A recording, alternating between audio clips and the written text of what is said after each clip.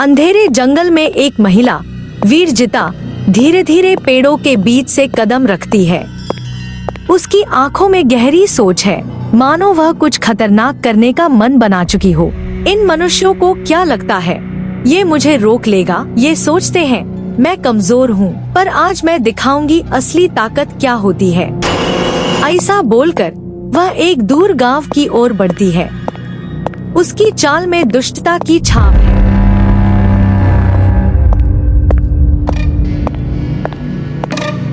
राजीव कट्टा कुंफू में मस्त है। उसकी आंखों में संकल्प और शक्ति का आभास है। वह अपनी वीरता को अपने कर्तव्य की तरह देखता है। तभी अचानक सामने वीरजिता आती है, रूप बदलकर एक सुंदर युवती में। राजकुमार, तुम्हारी वीरता और रूप दोनों में कुछ खास है। क्या आप मुझे अपना जीवन साथी बनाएंगे?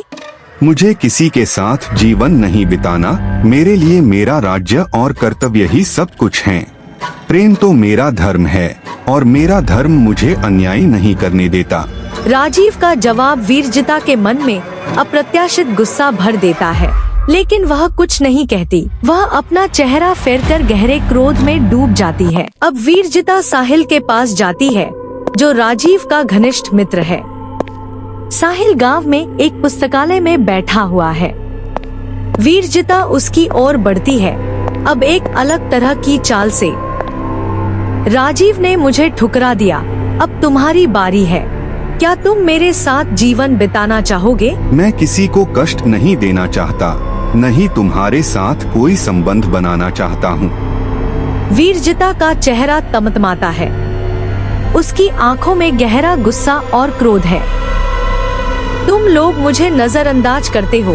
तुम्हारी यही घमंड तुम्हें नष्ट कर देगा। वीरजिता की आंखें जलती हुई अंगारों जैसी हो जाती हैं। वह अपने रूप में भयंकर बदलाव करती है। पूरी शक्ति से साहिल और राजीव को चेतावनी देती है, अब तुम देखो मेरा असली रूप क्या है। तुम दोनों को अब पछताना होगा। राजीव तलवार हाथ में लेते हुए, क्रोध में किसी का अंत ही होता है। तुम जिस रास्ते पर जा रही हो वह तुम्हारी हार का कारण बनेगा। वीरजिता अपने जादुई शक्ति से तड़पते हुए जंगल की ओर भागती है।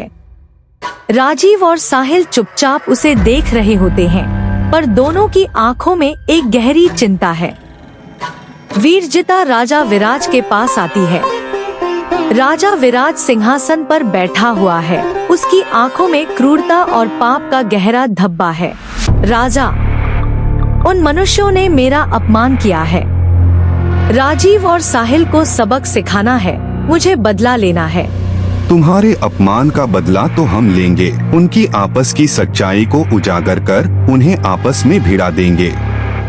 तब देखना उनकी हार कैसे होती है। राजा विराज और वीरजिता अपने साजिशों को अंजाम देने के लिए मिलकर योजना बनाते हैं।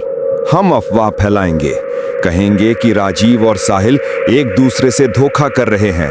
फिर जब वे आपस में लड़ेंगे तब हम उन्हें पराजित कर देंगे। जब वे आपस में लड़ेंगे तब हम सब खत्म कर देंगे।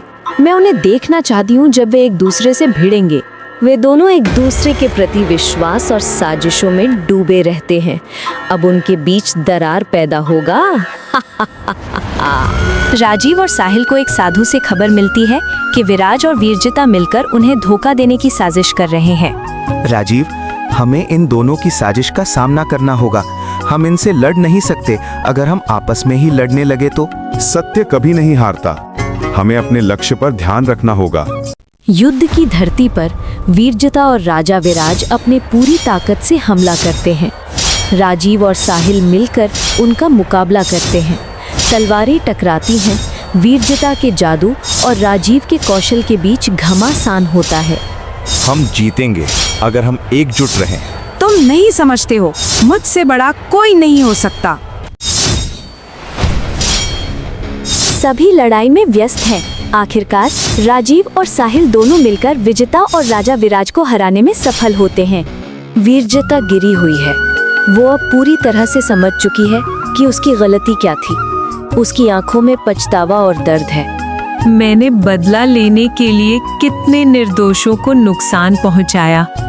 मुझे माफ कर दो। जिसे खुद से डर लगता है वो कभी भी दूसरों को नष्ट नहीं करता। अब तुम सही रास्ते पर हो। तुमने अपनी गलती मान ली। अब मुझे अपनी जिंदगी के लिए सही रास्ता चुनना होगा। मैं अब किसी को दुख नहीं दूंगी। ऐसा बोलकर वो एक नई शुरुआत की ओर कदम बढ़ाती है। राजीव और साहिल उसे आशीर्वाद देते हैं।